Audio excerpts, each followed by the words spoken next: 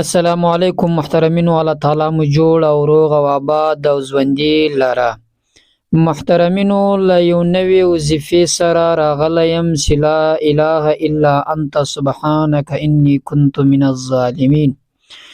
یو ډیر مجرب عمل ده، یو ډیر طاقتور عمل ده چې دا داسې عمل ده د دې وظیفې کله چې تاسو دا وظیفه کوئ په خپله زندګي کې، دا ستاسو په زندګي کې یو بل شانتي انقلاب راوستونکې وظیفه ده. مثلا ستاسو په زندګي کې بدلون راولي.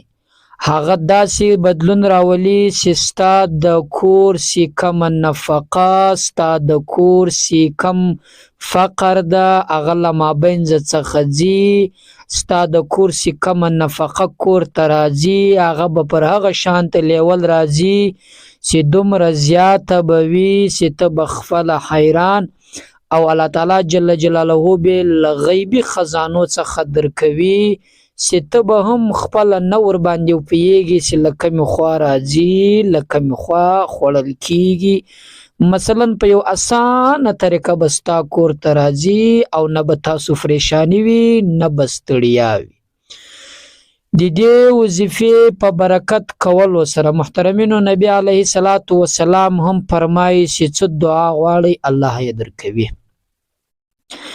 مثلا دا یو داسې وظیفه ده په دې کې الله تعالی داسې طاقت او قدرت یکی ده چې کله دا وظیفه کوي دعا به د الله پاک جل جلاله زر قبلوي. چې کله دا وظیفه کوي چې الله تعالی څخه څه غواړي الله تعالی فورا درکوي. چې کله د دې الفاظو ذکر کوي، د دې وظیفه کوي چې په زړه کې د کوم جائز حاجت، جائز ارمان وي الله تعالی فورا درپره کوي. الله تعالی ته ګران کار نه ده، الله تعالی ته مشکل کار نه ده، الله پاک مشکل کشا ده د هر ناممکن حاجت لپاره. چې ستا په ذهن کې یو داسې کار وي او ته غواړې چې دا ترسره سي، خو دا ستا 100% کې امکان وي او تا زړه پر دې باندې وي، ستا یقین وي چې دا کار نه کېږي، خو الله تعالی به یې کوي. ځکه چې تقدیر په دعا سره بدلیږي، په دا رقم وظایفو سره بدلیږي. دوستانو دا موقع له لاسه مه ورکوئ. کوشش وکړئ په دغه وظیفه باندې عمل وکړئ. د نبی علیه الصلاة والسلام له خولې مبارکې څخه اوریدل سوي الفاظ هم دې تر تاسو یې رسوم چې د دې په ویلو سره الله تعالی د انسان دعا ډیره زر قبلوي.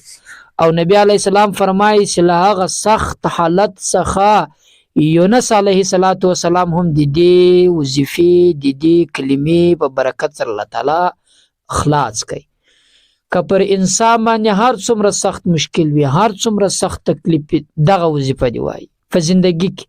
والله کله ټینشن سره مخ سو، والله کله غریبي سره مخ سو، ونې کله مشکلات او حاجات او تکالیف له هیڅ سره به نه مخ کیږي. که چیرې بیا هم ورسره مخ سو، خو دغه وظیفه فورا له هغه څخه باسي، راکاږي له هغه مشکل څخه، خلاصوي له هغه مشکل څخه، له هغه حاجت څخه، که فقر وي که هر څه وي.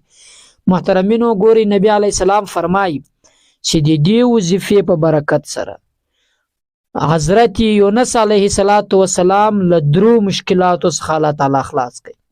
ګوري دا مشکلات دغه درې تاسو پورې زه رسومه، دا داسې سخت مشکلات ولو چې الله تعالی دته دا وس او توفیق ورکړي چې دغه وظیفه ویله الله پاک جل جلاله دی له هغو درو مشکلاتو څخه خلاص کړي. بلکې هغه درې ولو، خو الله تعالی جل جلاله انسان چې فزرها و نفلکا و مشکلات تکالیف وي دغه وظیفه کوي الله تعالی جل خلاصوي. هغه کم درې مشکلاتو چې یونس علیه السلام الله پاک جل جلاله دغه یونس علیه السلام ورڅخه خلاص کړي. درې مشکلات داسې وو چې یونس علیه السلام د ماهي په نس کې پروت و. یو خو توره شپه وه دا یو، بل په دریاب کې دننه و دا دوه، بل د ماهي په نس کې و چې درې تاریکې پر ده باندې ولې. له دغو درو تاریکو څخه الله تعالی جل جلاله راویستی، سیمایي راوړی د دریاب خولې ته یې کېښودی، له نس څخه یې راویستی. دغه درې تاریکې، دغه درې مشکلات پر ده ولو، کله چې دغه وظیفه ویل الله تعالی ورڅخه خلاص کړي. محترمینو ډیر اسانه توري دي. زه چې تاسو ته درخیم چې تاسو یې کوئ هغه وظیفه کم چې زه تر تاسو پورې رسوم دغه وظیفه چې وکئ دا تقریبا ډیر وخت هم له تاسو سره نه غواړي 2 یا 3 منټه چې زیات غواړي 5 منټه به در څخه غواړي نو زیات وخت نه لګیږي. نو راځئ محترمینو په دې وظیفه باندې عمل وکئ. دا وظیفه تر تاسو پورې درخیم هغه طریقه هم تاسو ته درخیم چې دا څنګه وظیفه ده او څنګه کیږي. محترمینو اول براولار سي کوم او د سوي کنوي اټس فروا نه لري خو که او د سوي ډیره خوندوره ده. نو چې او د سوي اکثره وخت سي هر وخت سړی او د نسی کولای 15 وخت المنځ ده په دې 15 وختو المنځو چې کله د فارغ سي خامخا د اکثره وختو خلکو اکثره فصل بيسد کې نه نوي خلکو او د په دې دوران کې موجود وي. نو کوشش دی وکړي چې او د سوي له هر منځ ورسته اول خدا درخه کوم په وس پروي له هر منځ ورسته چلويخ واره وایاس او کوم په وس باندې نوي فر مثلا له هر منځ ورسته نسی ویلای بیا که په دغه سورج کې او د سمي وی کنوي چلويخ واره دغه دعا دغه الفاظ دغه ذکر کوي دغه توري دغه ورسته دعا کوي.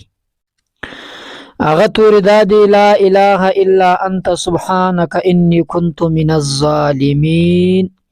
دوستانو دغه به څلويخ واره وایاس لغه ورسته دعا داسې ضروري نه ده خامخا به لاس پورته کوئ فزړه کې که روان یاست که ولاړ یاست په زړه کې هغه دعا هغه حاجات هغه مشکل چې ستاسو په زړه کې وي هغه الله ته پیش کړئ ان شاء الله دغه عمل هر ورځ کوئ الله تعالی به مو له سخت حالت له سخت مشکل څخه خلاص کړي او ډیره د خوشحالي زندگی به درکړي یو نوې زندگی به درکړي په زندگی کې به مو خوشحالي وي خفګان بنوي مشکلات بنوي ټینشن حاجات تکالیف اټس به هم نوي زندگی به مو ډیره خوشاله او په اساني سره پر مخ باندې روانه وي کچيري دغه وظیفه تاسو کوي.